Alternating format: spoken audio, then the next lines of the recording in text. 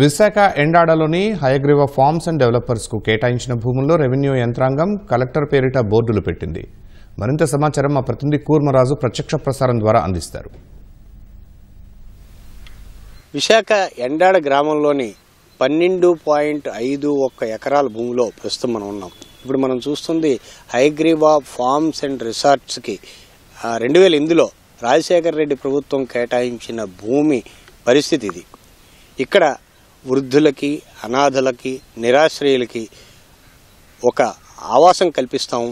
ఆ తర్వాత మిగతా భూమిని తాము డెవలప్ చేసుకొని వాటిని విక్రయించుకొని నివాసాలకి అమ్ముకునే విధంగా ఆ రోజున హయగ్రీవ ఫార్మ్స్ అండ్ డెవలపర్స్ 2008లో ఈ ఒప్పందం ప్రభుత్వంతో కుదుర్చుకొని ఎకరం 45 లక్షల రూపాయలకి కేటాయించుకొని ఈ ప్రభుత్వ భూమిని తీసుకుంది. అయితే ఇక్కడ ఈ ప్రాంత ప్రజలంతా కూడాను ఇది తమ పేదల నివాసానికి ఇవ్వాలనేసి అప్పట్లోనే విజ్ఞప్తులు ఎన్ని చేసినప్పటికీ కూడాను అప్పటి ప్రభుత్వం మాత్రం ఈ ప్రాజెక్టుకి కేటాయించడం జరిగింది.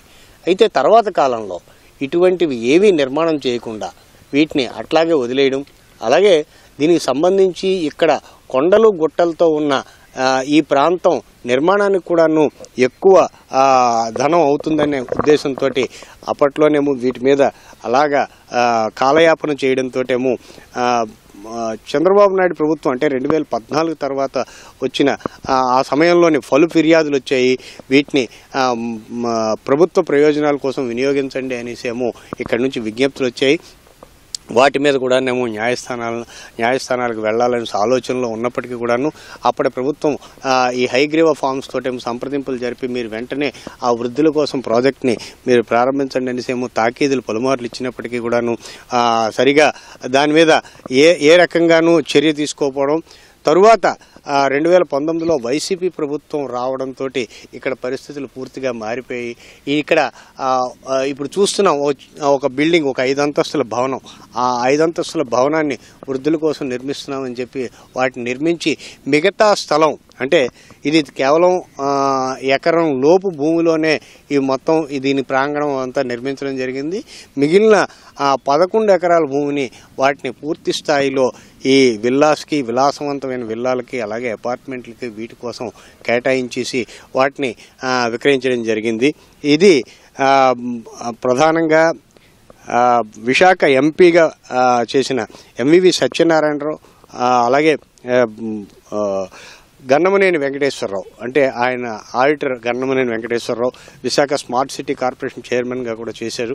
వీరిద్దరూ కలిపి ఈ జాయింట్ వెంచర్గా ఈ భూమిని హయగ్రీవ ఫార్మ్స్ అండ్ డెవలపర్స్ నుంచి తాము దక్కించుకున్నాము, తమకు వచ్చింది అని చెప్పి వాటిని ఈ విల్లాలకి విక్రయించడం జరిగింది. ఇవి కూడాను వీటన్నిటిని కూడాను రిజిస్ట్రేషన్స్ కూడా జరిగిపోయాయి. రిజిస్ట్రేషన్స్ కూడాను చాలా స్పష్టంగా రిజిస్ట్రేషన్లో చెప్పారు.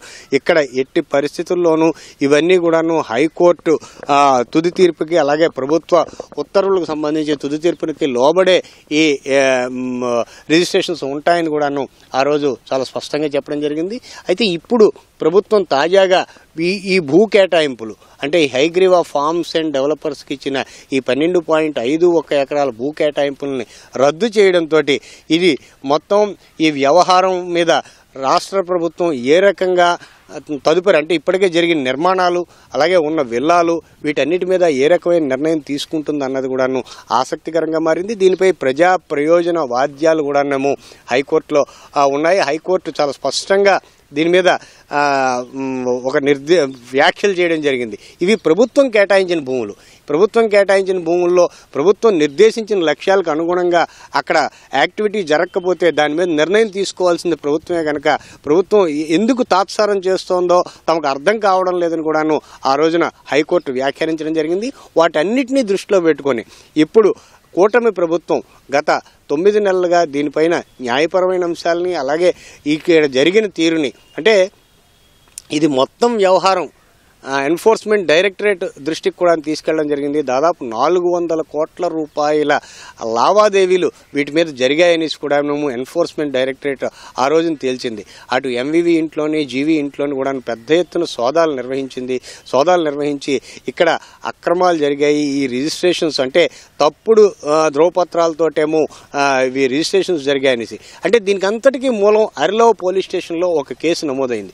చిలుకూరు జగదీశ్వరుడు అంటే వీటిని ఇవి తమ నుంచి అక్రమంగా తీసేసుకున్నారు, ఈ మొత్తం ఈ భూమిని అక్రమంగా తీసుకోవడం జరిగిందనేసేమో చిలుకూరు జగదీశ్వరుడు అరిలో పోలీస్ స్టేషన్లో కేసు పెట్టాడు. ఆ కేసును అనుసరించి ఎన్ఫోర్స్మెంట్ డైరెక్టరేట్ కూడా రంగంలోకి దిగి ఇక్కడ జరిగినవన్నీ రిజిస్ట్రేషన్స్ అక్రమంగా జరిగాయనేసేమో వాళ్ళు నిర్ధారించుకోవడం జరిగింది. దీనికి సంబంధించి ఆ ఎన్ఫోర్స్మెంట్ డైరెక్టరేట్ పరిధిలోకి వచ్చే అంశాలన్నింటినీ కూడాను వాళ్ళు ఆ రోజు నిశితంగా పరిశీలించారు. వీటన్నిటిని పరిశీలించిన రాష్ట్ర ప్రభుత్వం ఇప్పుడు తాజాగా ఈ నిర్ణయం తీసుకోవడం, ఈ నిర్ణయం ప్రకారం ఈ భూమి ప్రభుత్వానికి చెందిందనేసేమో ఈ ఉదయం నుంచి రెవెన్యూ యంత్రాంగం ఇక్కడికి వచ్చి ఇక్కడ బోర్డులను పెడుతోంది.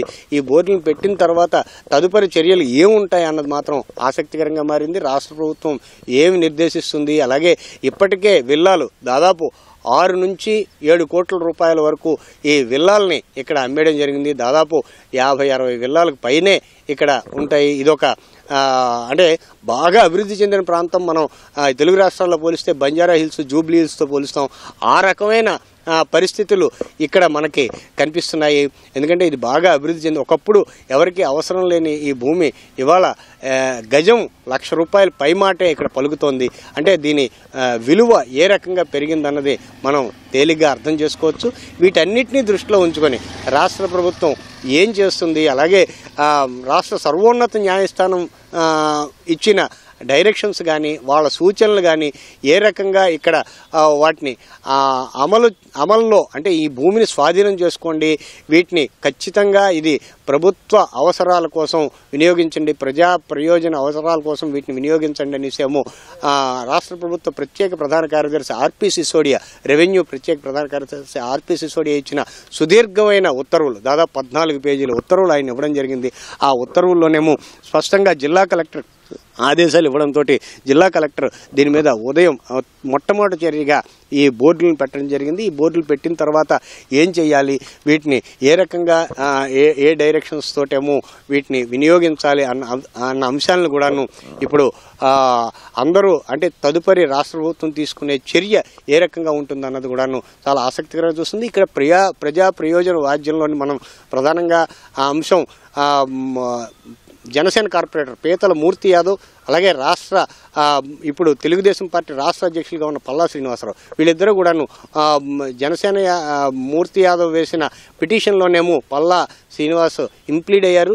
ఇది ప్రజా ప్రయోజనానికి వినియోగించాలి ఈ భూమిని అనేసేమో, ఈ భూమిని తిరిగి స్వాధీనం చేసుకోవాలి, ఇచ్చిన అవసరాలకు వినియోగించడం లేదు కాబట్టి దీన్ని స్వాధీనం చేసుకోవాలని కూడానేమో వాళ్ళు స్పష్టంగా ఆ ప్రజా ప్రయోజన వ్యాజ్యంలోని దానికి సంబంధించి హైకోర్టు చేసిన వ్యాఖ్యలు వీటన్నిటిని పరిశీలనలోకి తీసుకున్న తర్వాతనే రాష్ట్ర ప్రభుత్వం ఈ భూముల రద్దు నిర్ణయాన్ని తీసుకుంది. కెమెరామెన్ సి శ్రీనివాస్తో కూర్మరాజు, ఈటీవీ న్యూస్, విశాఖపట్నం.